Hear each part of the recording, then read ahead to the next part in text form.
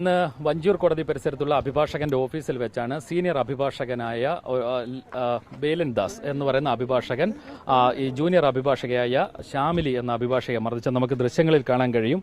അവരുടെ മുഖത്തിന്റെ ഒരു ഭാഗം ഇപ്പോൾ നമുക്കത് ദൃശ്യങ്ങളിലേക്ക് കാണാം.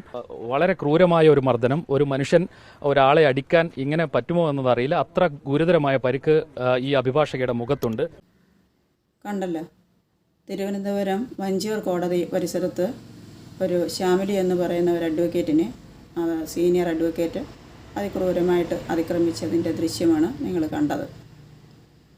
ഈ കുട്ടിയെ ഇതിനു മുമ്പും ഇദ്ദേഹം ഉപദ്രവിച്ചിട്ടുണ്ട്. ഗർഭിണിയായിരുന്ന സമയത്ത് ഇദ്ദേഹം ഈ പെണ്ണിനെ അടിച്ചിട്ടുണ്ട്. ആ സമയത്ത് ഈ കുട്ടി വേണ്ട രീതിയിൽ ഇതിനോട് പ്രതികരിച്ചിരുന്നെങ്കിൽ, അല്ലെങ്കിൽ സമൂഹം പ്രതികരിച്ചിരുന്നുവെങ്കിൽ വീണ്ടും ഇങ്ങനത്തെ സംഭവം ഉണ്ടാകില്ലായിരുന്നു. ഇതാണ് നമ്മൾ മനസ്സിലാക്കേണ്ടത്. ഒരു വിഷയം ഉണ്ടാകുമ്പോൾ പ്രതികരിക്കേണ്ട സമയത്ത് തന്നെ കൃത്യമായിട്ട് പ്രതികരിക്കണം.